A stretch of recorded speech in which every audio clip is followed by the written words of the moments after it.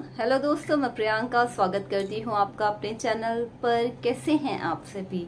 तो आज मैं जो टॉपिक आपके लिए लेकर आई हूँ, non finite form of verb. जी हाँ, non finite form of verb क्या होती हैं ये। इससे पहले कहीं आप लोग बहुत ज्यादा इरिटेट और कंफ्यूज तो नहीं हो रहे कि हमारे तो मेन टॉपिक्स नहीं आ रहे। हमने बड़ा पार्ट टेंसेस पढ़ा है, उसके बाद में ये तब मुझे बोला था कि सेंटेंस के 4 टाइप होते हैं, उसके बाद सेंटेंस के भी 3 टाइप पढ़ लिए, 3 और बचे हैं, डोंट वरी, वो मैं आगे पढ़ाऊंगी। और इसी तरीके से अब वर्ब में भी आ गई कि पहले हमने वर्ब्स पढ़ी, अब ये फिर से वर्ब्स आ गई है। तो ये क्या है भैया? देखो, ये है बेसिक। ये जो बड़े बड़े आगे टॉपिक्स है ना, जैसे टेंसेस को हमने कवर किया, उसके बाद में हम वॉइस मतलब एक्टिव और पैसिव वॉइस, फिर नरेशंस की बारी आती है, तो ये सभी हम पढ़ेंगे। मोडाल्स हैं, डिटर्मिनर्स, ये सारे हेल्प करते हैं सेंटेंस के लिए। लेकिन ये जो है ना, ये भी उसी का एक बहुत बड़ा पार्ट है। ये सभी मैं आपको पढ़ाना चाह रही हूँ और पढ़ाऊंगी। क्यों? क्योंकि वो जो बड़े बड़े से आप टॉपिक्स पढ़ने वाले हो, ये सब कुछ उसमें हेल्प करने वाला है। मैं नहीं चाहती कि जब आप टेंसेस फॉर्म करो या जब आप उन बड़े पार्ट्स को सीखो और उसमें मैं इनसे रिलेटेड टर्म्स को यूज करूँ तो आपको लगे कि अरे ये क्या है, ये तो बताया नहीं।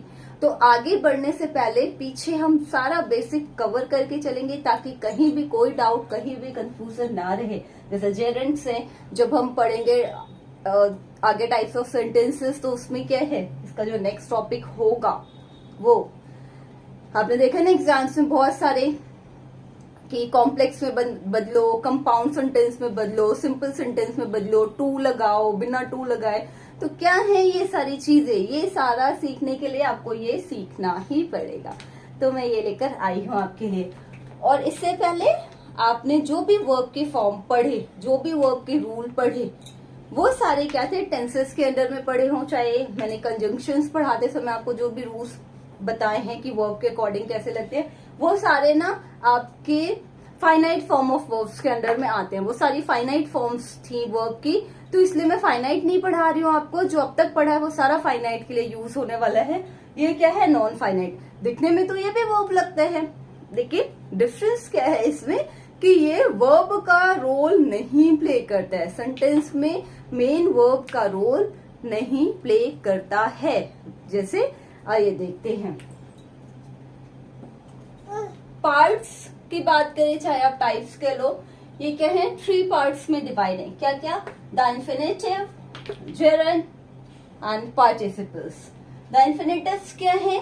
आपने देखा होगा कुछ सेंटेंसेस में, बहुत सारी जगह इंग्लिश लिखे हुए, उसमें क्या देखा होगा कि वर्ब से पहले टू लगता है। वर्ब से पहले टू लगता है और कहीं कहीं पर नहीं भी लगता है।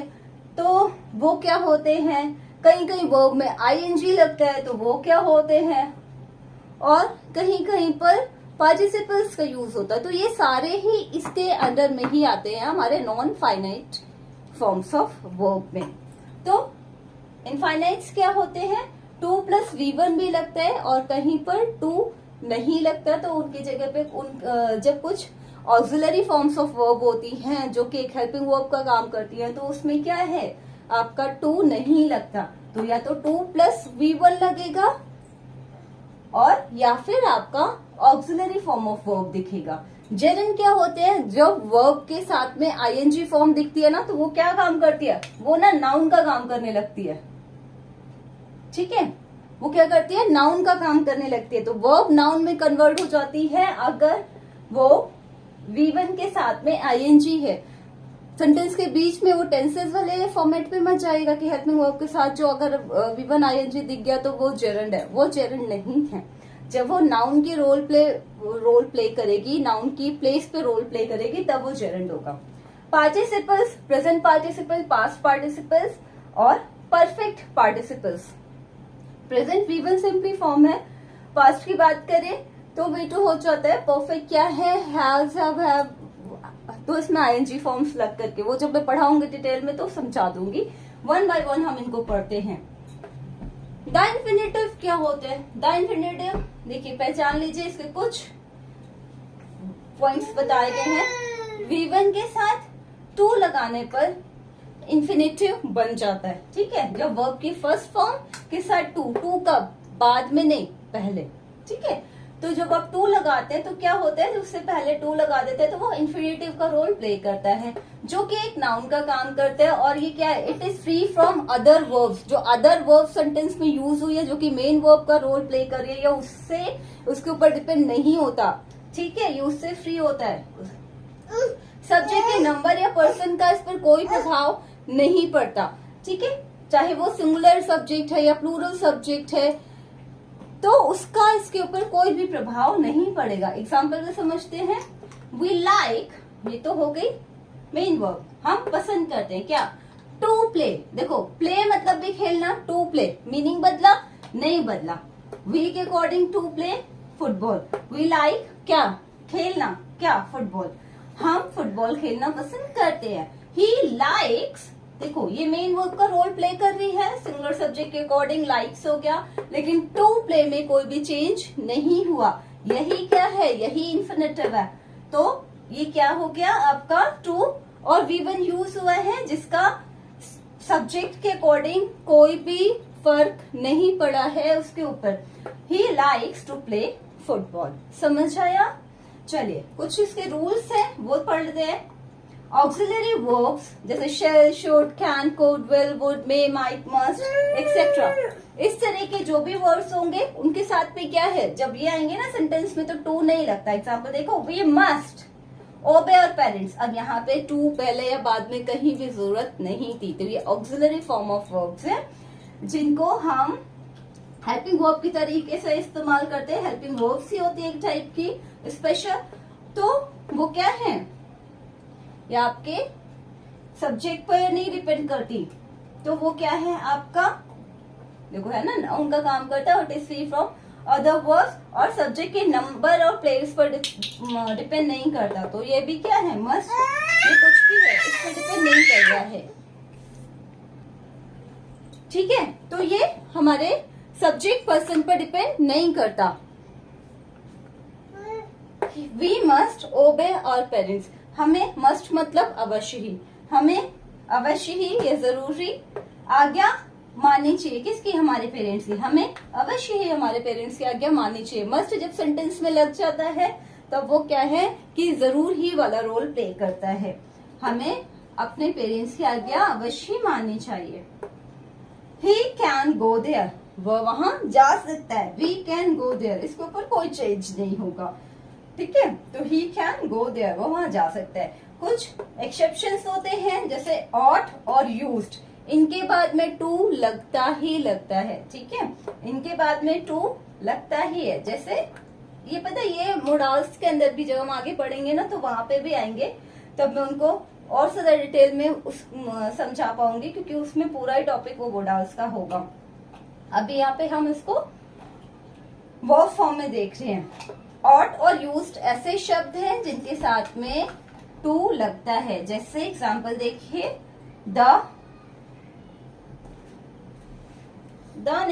दे होना चाहिए, इसको दे होना चाहिए। दे ऑट टू हेल्प हिम, उन्हें उनकी मदद करनी चाहिए। और टू का मतलब होता है ना, जब कुछ हम मोरल वैल्यूज की बात करते हैं, उनको मानने के लिए हम चाहिए का यूज करते हैं, तब हम लगाते हैं दे ऑट टू हेल्प हिम। ये एक रूल याद रख लेना कि जहां कहीं भी आपको ऑट दिखे, चाहे एरर करेक्शन में दिखे, चाहे फिर ब्लैंक पे दिखे, टू आया है और ऑट आया है, या ऑट आया है टू नहीं लगा है, तो ऑट और टू का हमेशा कॉम्बिनेशन होता है। यूज्ड आया है तो यूज्ड कभी अकेले नहीं आएगा, यूज्ड के साथ में टू आएगा ही आएगा। ठीक है, और एग्जाम्पल्स रूल्स देखते हैं नेक्स्ट स्लाइड में। देखिए, रूल नंबर 1 में हमने पढ़ा था कि ऑक्सिलरी फॉर्म ऑफ वर्ब के साथ में हम टू नहीं लगाते हैं। इनफाइनाइट का रूल नंबर उसका 1 का ही सेकंड पॉइंट क्या कहते हैं कि ये कुछ फ्रेजल वर्ब्स है, had better, had rather, would rather, rather than, sooner than etcetera, इनके साथ में टू नहीं लगाते हैं। जैसे कुछ एग्जाम्पल्स देखिए, you had better stay there, तुम्हारा वहां रुकना अच्छा होता। चाहे आप ये धमकी समझाने के लिए किसी को या धमकाने के लिए कैसे भी कह सकते कि तुम्हारा वहां रुकना अच्छा होता, तो आप एक एडवाइस फॉर्म में उसको बोल सकते हैं कि you had better stay there, अच्छा होगा तुम वहां रुको। I would rather die than beg, मैं आई वुड रेदर का मतलब होता है इससे बेहतर होगा, इससे अच्छा होगा। आई वुड रेदर डाई, मैं मरना पसंद करूंगा, या भीख मांगने से अच्छा मेरा मरना होगा, या मैं मरना पसंद करूंगा किससे, देन बेग मतलब भीख मांगने से, तो मैं भीख मांगने से अच्छा मरना पसंद करूंगा। He resign rather than beg for mercy, उसने रिजाइन कर दिया रेदर देन के बजाय, किसके बजाय, बेग फॉर मर्सी मतलब दया की भीख मांगने से के बजाय उसने रिजाइन कर दिया। ये क्या कहते हैं, सी डेयर और नीड, ये दो ऐसे वर्ड हैं जिनका इंटेरोगेटिव या नेगेटिव दोनों ही बन सकते हैं। ऑक्सिलरी वर्ब का ही काम कर रहे हैं तो क्या है, हम सब्जेक्ट से पहले लगा देंगे तो इंटेरोगेटिव बन जाएगा, और नेगेटिव में भी अगर आते हैं ये नॉट के साथ में तो इसमें क्या है, टू का प्रयोग नहीं होता है। She dare not oppose me या dare she not oppose me, she dare not oppose me उसमें मेरा विरोध करने का साहस नहीं है। He need not come here, उसे यहाँ आने की जरूरत नहीं है। इनका चाहे ही है, शी है, दे है, अगर मैं दे भी लिख देती कि उन्हें यहाँ आने की जरूरत नहीं है, ठीक है। अगर मैं इसको दे भी कर दूं, चलो ग्रीन से ही कर देती हूँ, नहीं तो आपको लगेगा कि क्यों किया होगा, इससे बाद में पूछ सकते हैं ना, ठीक है। दे भी कर दिया तो देखो एस और एस लगाने की जरूरत नहीं है, क्यों नहीं है, सिंगुलर है प्लूरल है, इनके ऊपर सिंगुलर प्लूरल का फर्क नहीं पड़ता। हाँ पार्टिसिपल्स का फर्क जरूर पड़ता है, अगर प्रेजेंट में है तो V1, पास्ट में है तो उसके अकॉर्डिंग ये आपका V2 V3 ले लेंगे, लेकिन क्या है कि इनके ऊपर सिंगुलर प्लूरल का कोई इफेक्ट नहीं पड़ेगा। नेक्स्ट पॉइंट कहता है, ये कुछ वर्ब्स है हमारी, ध्यान से देखिएगा, इन्हें एक जगह नोट कर लीजिएगा। Hear, see, make, feel, watch, let, bid, behold, ऐसी कुछ वर्ब्स है जिनमें क्या है कि टू लगाकर इन्फिनिटिव नहीं बनाते हैं। क्यों नहीं बनाते हैं, कैसे बनते हैं ये सेंटेंसेस देखिए। आई हर्ड, मैंने सुना, हिम, आई हर्ड हिम, कहाँ पर नहीं लगाते, देखो ऑब्जेक्ट में टू लगाकर इन्फिनिटिव नहीं बनाते। ऑब्जेक्ट पार्ट ये है, अब ऑब्जेक्ट में क्या आएगा, टू नहीं आएगा, ठीक है। फिर इनको इन्फिनिटिव बनाने के लिए क्या है, जिससे वर्ब दूसरी वाली वर्ब से पहले टू लगता था ना, तो टू नहीं लगाएंगे। आई हर्ड, ये मेन वर्ब का काम करिए, मैंने सुना उसे रोते हुए, ठीक है, तो मैंने उसे रोते हुए सुना या मैंने उसका रोना सुना, ठीक है। दे मेड मी लाफ, उन्होंने मुझे हंसाया, ठीक है। दे मेड मी लाफ, उन्होंने मुझे हंसाया।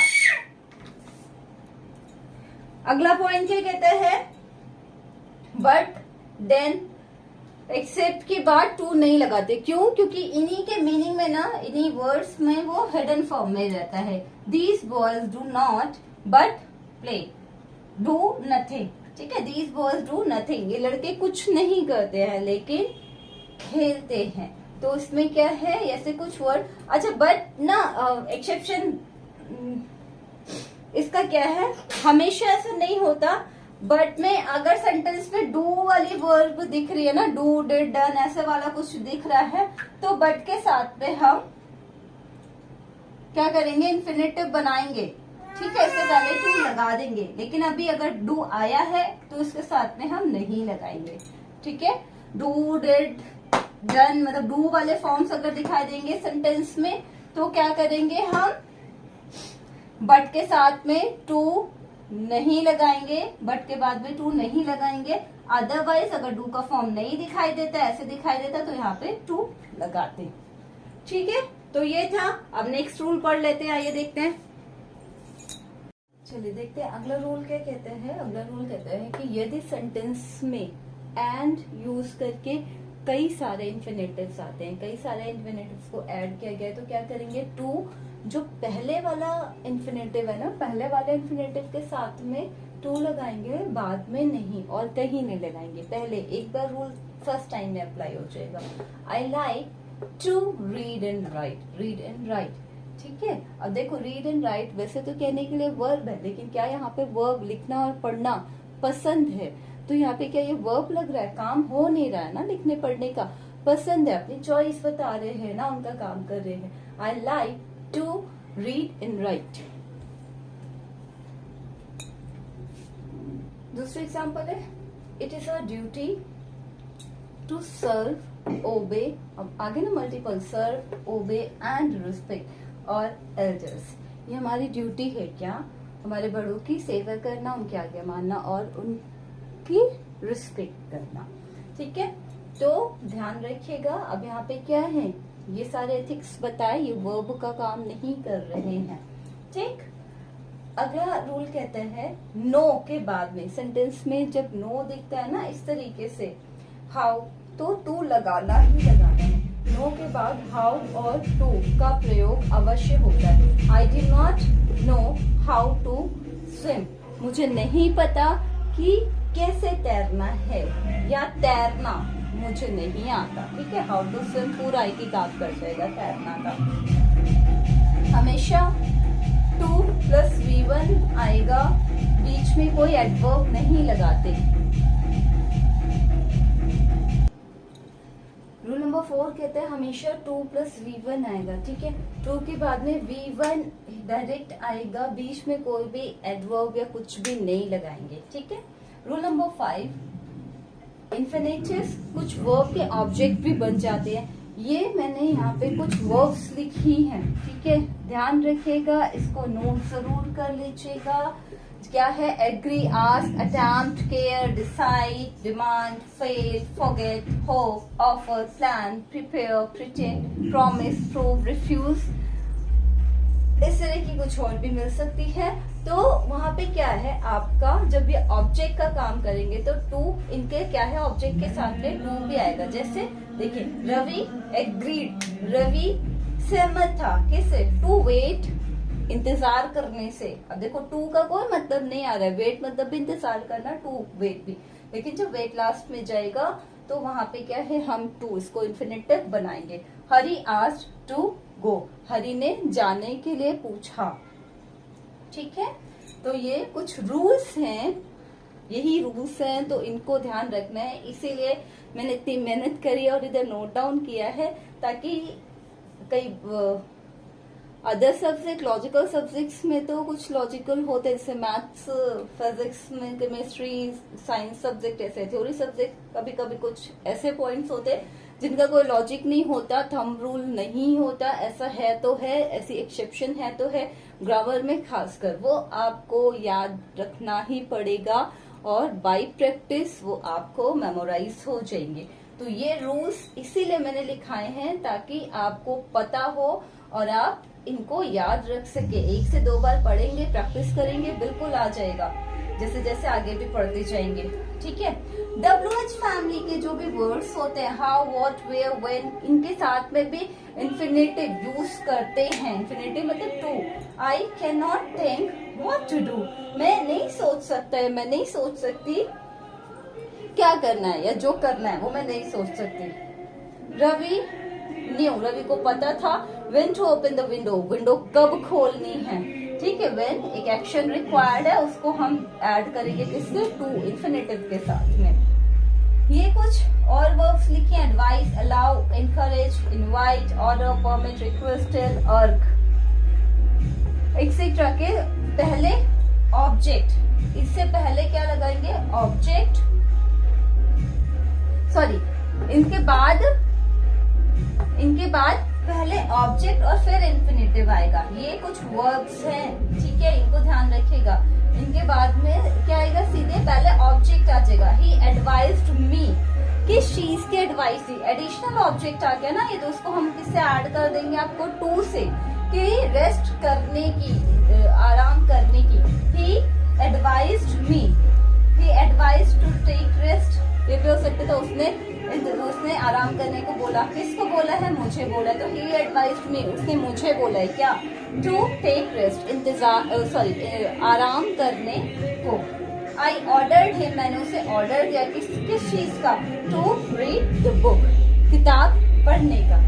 तो ये थे हमारे इन्फिनेटिव्स के रूल। नेक्स्ट हम पढ़ लेते हैं जीरेंड के रूल्स। आइए देखते हैं। देखिए जीरेंड क्या कहते हैं, हमारा V1 ing लगा करके नाउन बनता है।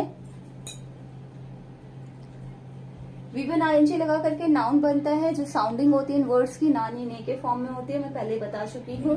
तो देखिए smoking is a bad habit, धूम्रपान करना या धूम्रपान एक बुरी आदत है।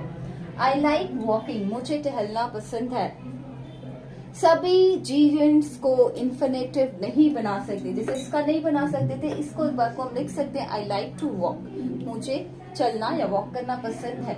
जेरेंड फॉर्म में इसको हम लिखेंगे I like walking. Rule numbers क्या कहते हैं, रूल कहते हैं avoid, hinder, prevent, persist, succeed, fond, despair, think, prohibited, इस तरह के कुछ वर्ड्स जिनके साथ में हमेशा जेरेंड ही आता है।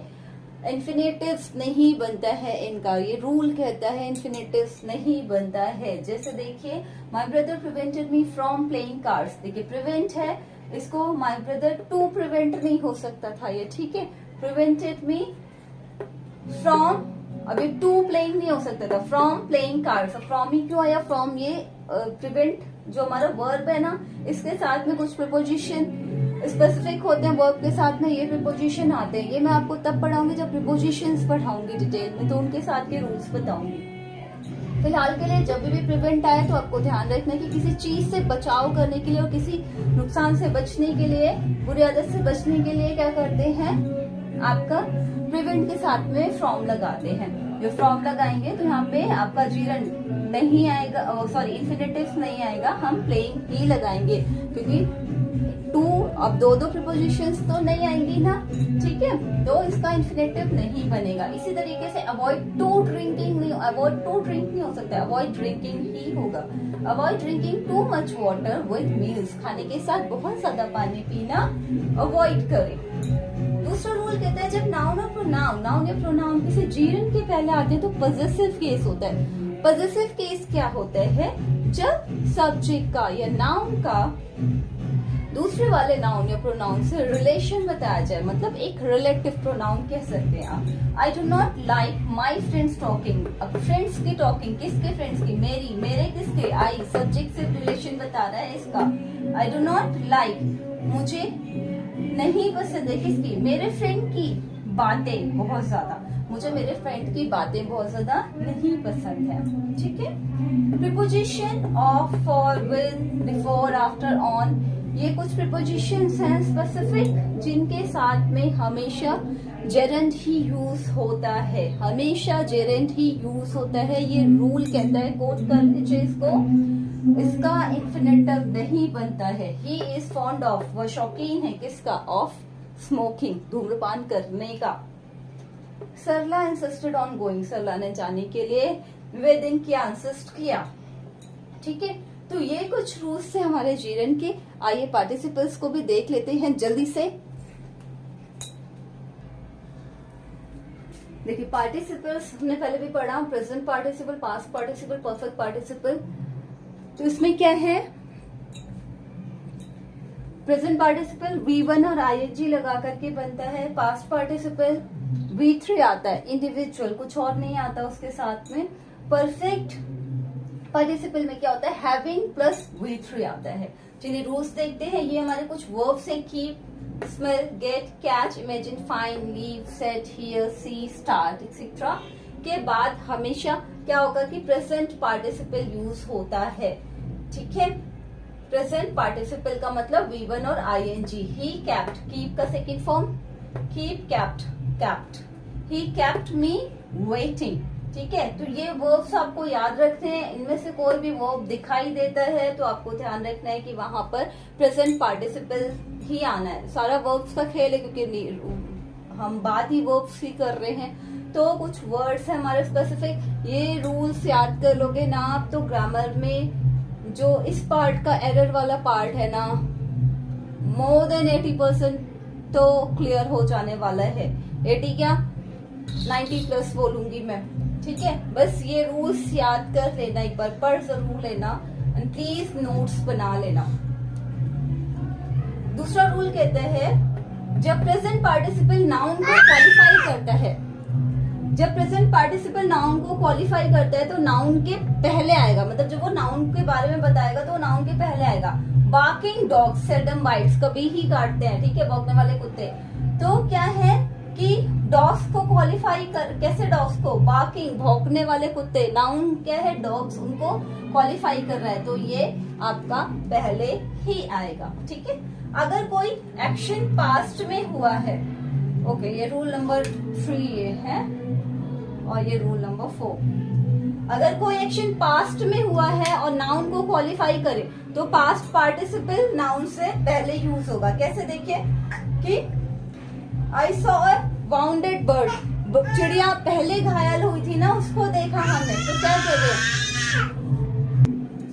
ठीक है। तो क्या I saw a bounded bird, मैंने घायल चिड़िया जो कि पहले ही घायल हो चुकी थी, ये तो कह रहा है आपसे रूल। अगर कोई एक्शन पास्ट में हुआ, मतलब चिड़िया पहले घायल हुई, नाउन को क्वालिफाई कर रहा है, नाउन कौन है, बर्ड, बर्ड कैसी है, वाउंडेड, क्वालिफाई कर रहे हैं, तो पास्ट पार्टिसिपल क्या होगा, नाउन से पहले आ जाएगा, ठीक है, वाउंडेड बर्ड।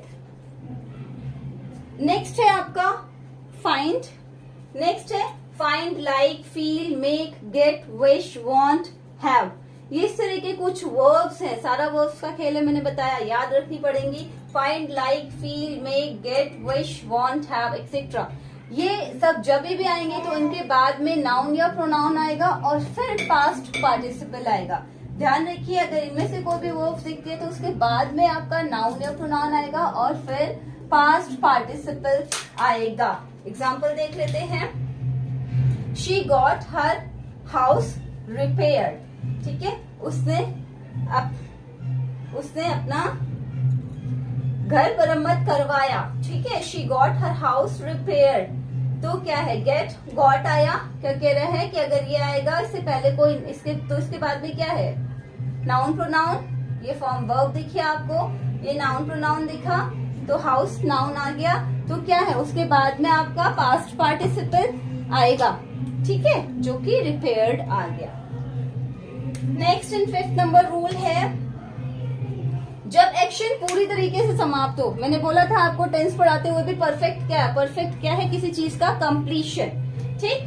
तो जब एक्शन पूरी तरह समाप्त हो तो क्या है, परफेक्ट पार्टिसिपल बनता है। कैसे perfect participle, having written a letter, अब लेटर लिखा है तो वो लेटर क्या है, पूरी तरीके से खत्म हो चुका है ना, लेटर में तो कुछ बचा नहीं, तभी उसने क्या किया, पोस्ट किया है।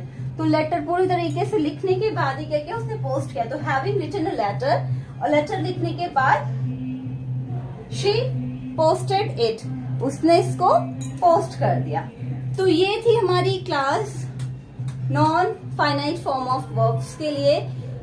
मैंने रूल्स के साथ में पूरी कोशिश की है आपको समझ में, उम्मीद करती हूँ कि समझ में आई होगी और आपने नोट्स भी बनाए होंगे ताकि आगे कहीं भी जरूरत पड़े तो आप एक नजर डालें और आपको रूल्स से पता चल जाए कि हाँ किस तरह की मिस्टेक अवॉइड करनी है, किस तरीके से ये सेंटेंस बनना है, क्या एरर्स हो सकती हैं और किनको अवॉइड करना है। तो ध्यान रखिएगा रूल्स में जो भी वर्ब्स हैं स्पेसिफिक, उनका ध्यान रखिए कि किसके साथ में क्या रूल अप्लाई होगा। कल मिलते हैं नए टॉपिक के साथ में। एक मेरे वीडियो में एक डिस्टर्बेंस आता है बेबी के साउंड का, अब मैं उसको कुछ कर नहीं सकती, अभी छोटा है वो, या तो मुझे स्टॉप करनी पड़ेंगी क्लासेस क्योंकि अभी उसका कोई शेड्यूल है नहीं, वो कभी भी सोता जागता है, कभी कभी नहीं भी सोता है, तो बहुत परेशानी हो जाती है वीडियो बनाने में। और जब वो अचानक से जाग जाता है तो देखा है आपने कैसे रिएक्ट करता है, तो उसको अवॉइड करिएगा। देखिए अभी उसको फिर से शुरू हो गया, तो प्लीज कल मिलते हैं नए टॉपिक के साथ में। वीडियो पसंद आए तो लाइक करें, शेयर करें, सब्सक्राइब करें। Take care, bye bye.